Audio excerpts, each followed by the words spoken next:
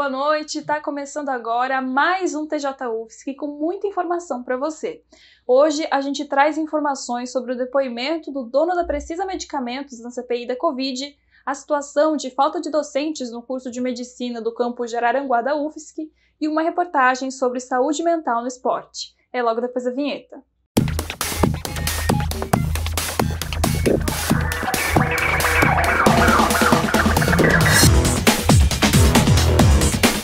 Vamos começar a edição de hoje falando sobre a sessão da CPI do dia. Quem deu depoimento foi Francisco Maximiano, dono da empresa Precisa Medicamentos.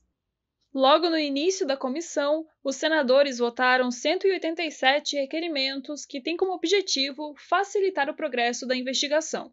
Dentre os pedidos aprovados está a quebra de sigilo fiscal do líder de governo na Câmara, Ricardo Barros, do advogado da família Bolsonaro, Frederic Assef, e do blogueiro pró-governo Alan dos Santos. No começo do depoimento, o empresário alegou que não iria se comprometer em dizer a verdade como autodefesa. A Precisa Medicamentos funcionou como intermediária na negociação das vacinas da Covaxin entre o Ministério da Saúde com a farmacêutica indiana Bharat BioNTech. Maximiano afirmou conhecer Barros, mas disse que não teve nenhuma influência na emenda parlamentar elaborada pelo deputado para facilitar a negociação. O empresário ainda acusou a empresa Envixia, parceira da Bharat BioNTech, como responsável pela falsificação dos documentos entregues ao Ministério da Saúde na realização do negócio.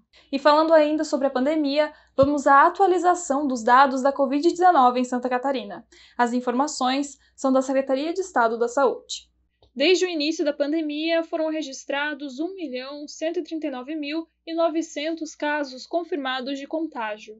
Do total, 1.109.251 estão recuperados e outros 12.196 são casos ativos.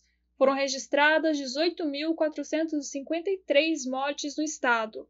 Até o momento, 58,71% da população catarinense já foi vacinada com a primeira dose. 25,73% já receberam a segunda dose da vacina. E como você sabe, estamos fazendo uma série de reportagens aqui no TJ sobre o difícil momento que as universidades federais estão passando por conta dos cortes orçamentários. No campus de Araranguá da UFSC, por exemplo, a situação está afetando o corpo docente do curso de Medicina. Aberto em 2017, o curso foi pensado para atuar com 60 professores e 30 técnicos, mas atualmente possui apenas 26 docentes. O Centro Acadêmico do Curso de Medicina, também conhecido como CalMed, protocolou uma notícia de irregularidade ao Ministério Público Federal contra a universidade. Os estudantes alegam falta de compromisso da instituição e pontuam que as aulas se tornam inviáveis a partir da 7ª fase, que atualmente possui apenas um professor na grade. A UFSC alega impossibilidade de contratação de professores, pois depende de aprovações do Ministério da Educação e do Ministério da Economia. Apesar disso, a universidade disse em nota que o curso de medicina não será fechado. E mudando de assunto, as Olimpíadas de Tóquio acabaram e deixaram questionamentos sobre a saúde mental dos atletas. A desistência da ginasta estadunidense Simone Biles na final olímpica jogou luz na pressão que existe sobre esportistas e na importância de garantir cuidados psicológicos no esporte. Tenho que me concentrar na minha saúde mental. É o que disse Simone Biles ao escolher não participar na final da ginástica por equipes. A atitude dela fez outros colegas falarem sobre problemas psicológicos, como Michael Phelps, ex-nadador estadunidense e desportista com mais medalhas em Jogos Olímpicos, que lidou com a depressão ao longo da carreira. Estresse e ansiedade são quadros comuns entre os atletas. No caso do ginasta brasileiro Diego Hipólito, a grande rotina de treinos e competições, como a das Olimpíadas de 2004 e 2008, fez com que o atleta desencadeasse um quadro de depressão. Para se recuperar, Diego foi internado em 2013, sob o uso de medicamentos e cuidados médicos. É mais a parte da cobrança mesmo, né? Cobrança externa, interna, comigo mesma. Eu me cobro bastante, então, às vezes, até meio que travo, assim, na hora do jogo, na hora do treino, por querer fazer a coisa certa e aí se cobrar demais, mesmo sabendo que basquete é um jogo de erro, né? Tem muito mais erro do que acerto. Então, eu acho que é mais a cobrança mesmo. A saúde mental pode influenciar a qualidade de vida e o desempenho dos atletas, mas também a duração da sua carreira no esporte. A minha aposentadoria foi totalmente um fator psicológico. Eu estava cansada, estava exausta. Eu não aguentava mais treinar todos os dias, eu não aguentava mais as cobranças, eu não aguentava mais ter que ser perfeita, né? Eu atingi esse limite mental mesmo, de cobrança mental, eu não aguentava mais, eu não estava mais feliz fazendo aquilo.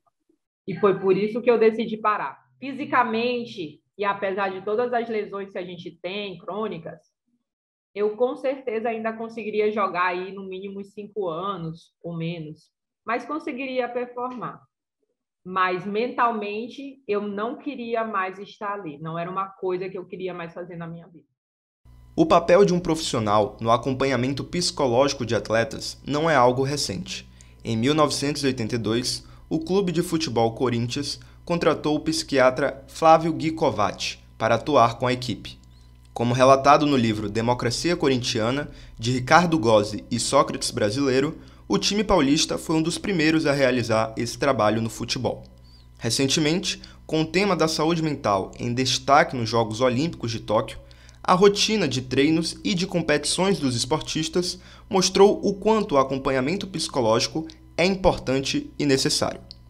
Então, qual que é o nosso papel, né? Trabalhar essas emoções, né, esses pensamentos dos atletas, antes, durante e após a prática esportiva deles, né? Então, a gente faz toda essa preparação pré-esportiva, então, trabalha com questão de autoconfiança, motivação, planejamento de metas.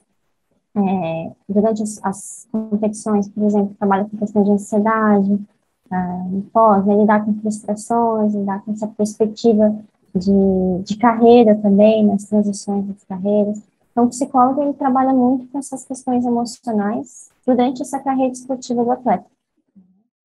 Com a pandemia, o número de esportistas que se sentiam nervosos ou ansiosos durante mais da metade da semana saltou de 4,7% para 27,9%.